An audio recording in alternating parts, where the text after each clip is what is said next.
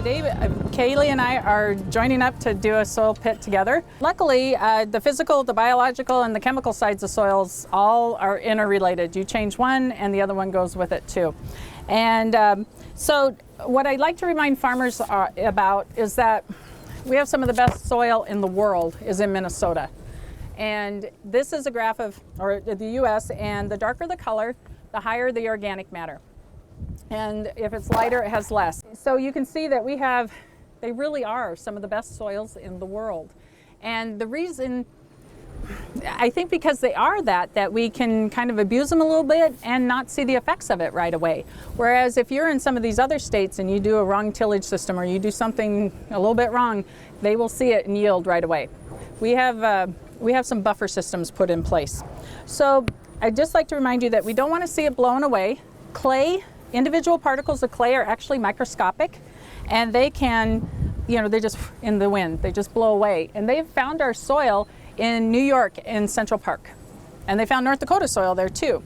And we don't want to give our great black soil away. So when every spring I go up in the airplane and I see things like this. You see the tillage tracks and the planter and maybe left over from combining. And I always see that. This one here is wheat and soybeans. And if you see green wheel tracks or that the crop is doing better where you have wheel tracks, that means you have fluffy soil syndrome. It's my own made up term. It's not scientific or academic in any way, shape, or form. And you can see here in the wheat that the wheel tracks are doing better. You can see in the beans they are too. What happens is that you're breaking apart structure, and I'll tell you why structure's important. Soil structure is the aggregated soil. They're smaller than a pea size. If it's bigger than that, then you're looking more at a clod. And this is a well-structured soil, like this soil pit. And this one is at the experiment station in Lamberton where we moldboard plow continuously. What happens is structure is built by microbes, which Caley will explain. And the more you till, the more you physically break them apart. So in a soil that's well-structured, what do you think water infiltration is going to be like when you get a big pounding rain? Which one will have better water infiltration? Right. And this one here, it's going to pond because you have those itty-bitty particles and they get thrown into the pore spaces and plug up the soil. And this one here, the roots are having a hard time. If you look at roots and they're really bunching up like that and trying to get through cracks, they're spending a lot of energy just trying to get through that soil.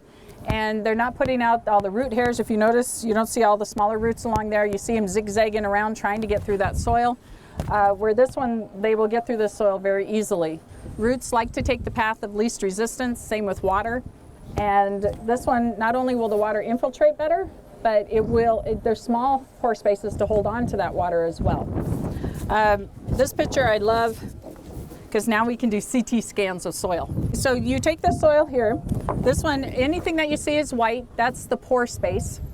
And the pore space, we like to see continuous pores and that they go through, and lots of them, so that the water gets through there quickly and roots follow it, everything else. And this one here is a compacted soil that was actually compacted, I think, 8 years before this CT scan was taken. And you can see that the pore spaces is not continuous. You can get a much more saturated soil this way. Structure is your #1 defense against soil compaction. They act as mini columns in the soil, holding up the weight of equipment. So, like I said, tillage just breaks them apart, makes them finer, makes them able to blow away, wash away. And when you have a soil like this and you do tillage, you're fluffing it up with air so that it would warm up quick. And so what's the load-bearing capacity of air? Right. So tillage begets tillage. You have to keep tilling it up to fluff it up to get that air in there. Whereas if we do work with microbes, we can start getting that the structure back. So one of the things when we open up a soil pit like this, or even if you just take a shovel and excavate a little hole in your field, the things that you're looking for in a well-structured, well-aggregated soil are just that it breaks apart really easily. Right? You can go along, you can grab it, you can crumble it in your hands. The analogy that I like to use, or that I hear often, is that this is like chocolate cake, right? You have crumbs, you have even rounded aggregates of all different sizes. Yeah, take a feel. Once you feel it, you'll know exactly what we're talking about, right? What you don't want is to struggle to pull it off of the face and then have it smear in your hands like fudge. That would be the opposite, right? We like those crumbles and those pore spaces and those aggregates forming. So just seeing the friability, how this soil breaks apart, and at the same time, holds together with those roots, and those clods are all tied together in a net. So when we're looking at those aggregates, I mean, it's a really good indication of structure. The soil is stabilized. It's not going to blow away. It's not going to wash away. It's very strong in that form. And the things that are, it's a good indication of soil health and quality, because it's an integrator of all of the good things that are happening in soil that we want to see. So, we can see those with our eye. We can feel them. We can dunk them in water and let them sit all day, and at the end of the day, they'll still be holding that form. That's a good kind of test, and that's something that we can assess with our eye and with our hands and by looking at the soil. And this is like a microscopic view of an aggregate, or what's happening in that soil structure. So you have some roots, you have fungal hyphae that are out exploring the soil. Those structures are serving as nets that are kind of binding the soil together physically. Those roots are also emitting exudates, carbohydrates and proteins that act like glue to hold soil particles together. You can get things like mites or microarthropods, small insects, big insects, earthworms. You can have little pockets of water that create a totally different habitat for a totally different group of species. Things like nematodes and protozoans that like the water. And then if you zoom in a little bit farther, then you're even seeing, the bacteria that are as big as clay particles. They're just teeny tiny and little particles of organic matter. And all of those things are working together to create that structure and stabilize the soil. How many of you guys are farming yellow clay? Yeah, that means you lost the topsoil and that you're farming this down there. And the problem with that down there, it has a higher calcium content. It has more salts as you go west. It doesn't have the organic matter content in it. So your nitrogen, sulfur, and phosphorus are lower, much lower. So let's take a look at this pit a little deeper. We're looking at the surface. We see lots of roots. That's what we like to see. It's holding the soil together. We have a lot of diversity here. This is a pasture, so we have this really netted rhizomatous legume in here. We've got grasses, there's some thistle, other weeds. All of that diversity and that continuous cover is really doing a lot to keep that soil on the surface in place.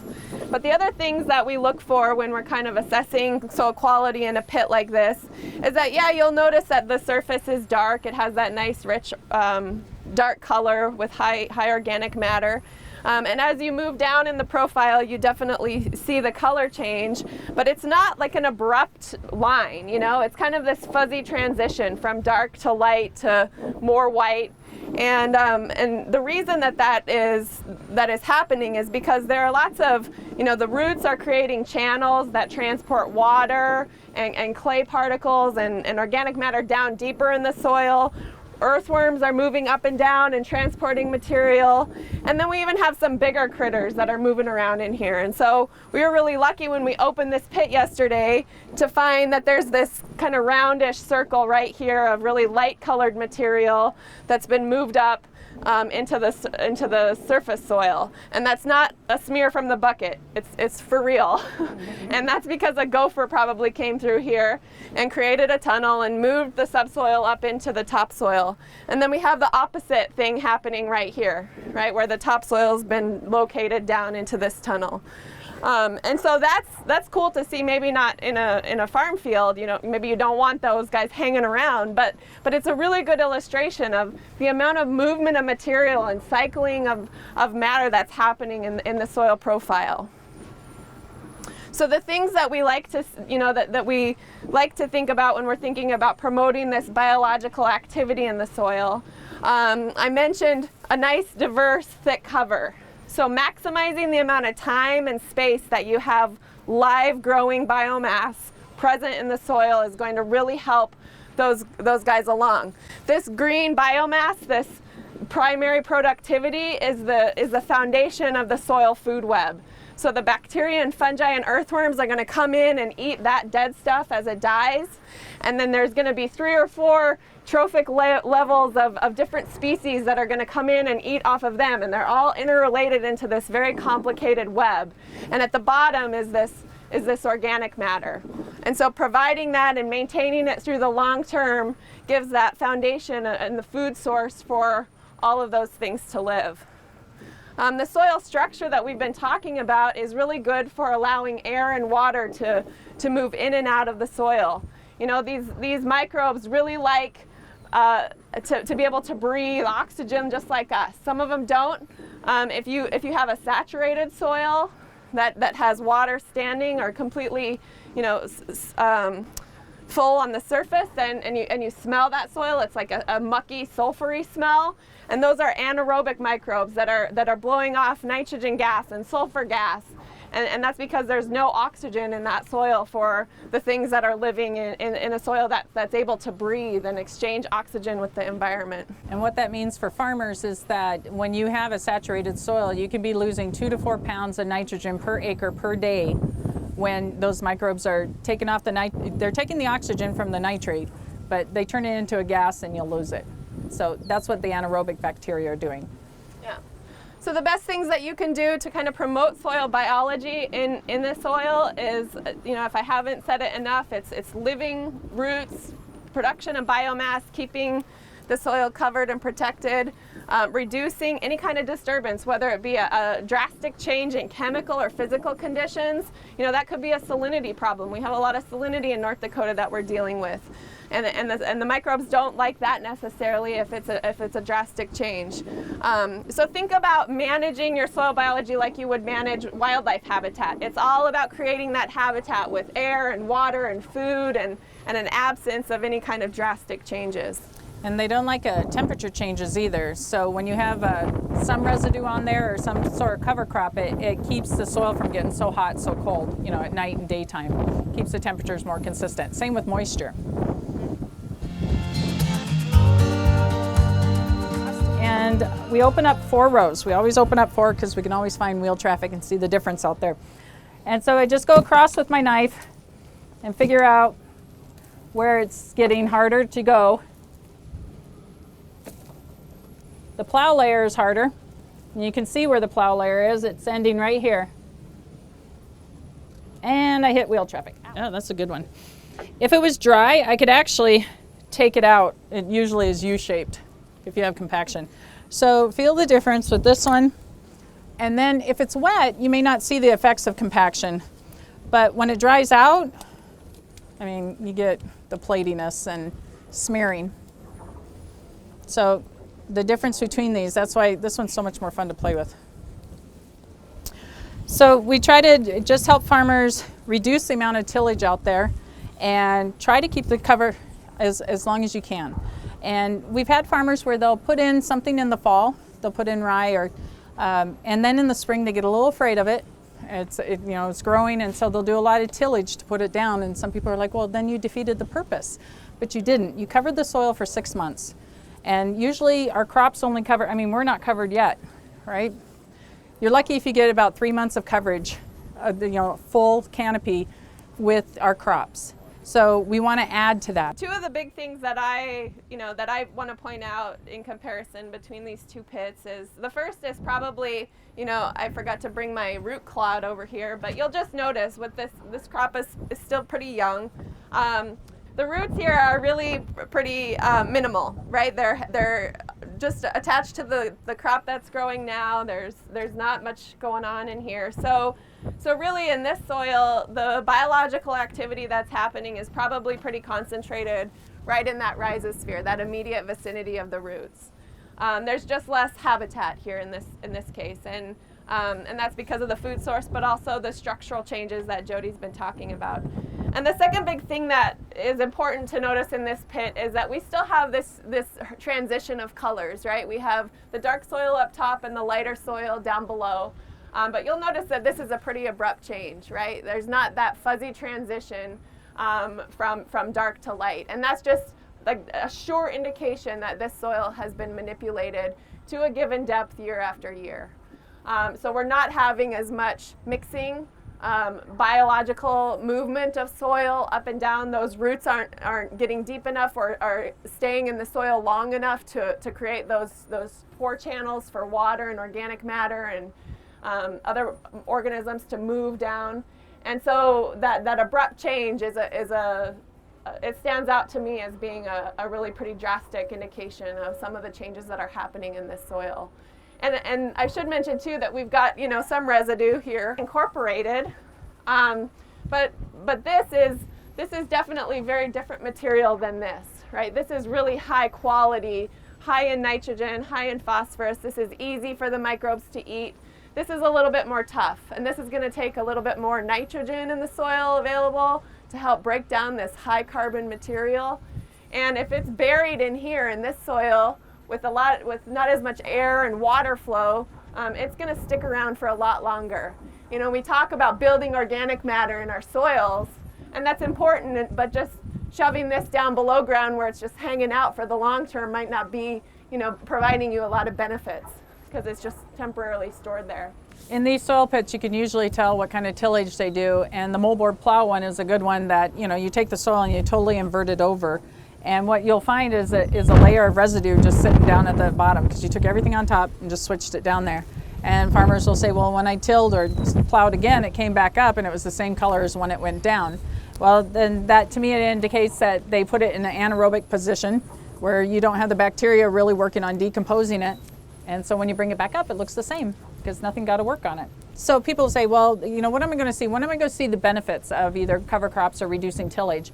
And if you leave standing stalks, whether from the cover crops or from the crop before, the primary crop, these act as straws in the soil. So the water will wick into here and just infiltrate very, very quickly into the soil.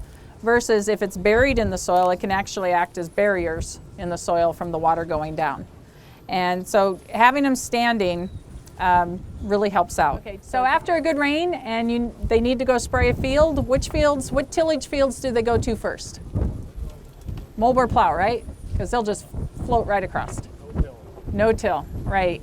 Moldboard plow, they'll sink. Disc gripping, they'll sink. Matter of fact, if you know exactly how deep you till by how deep your tractor sinks, okay?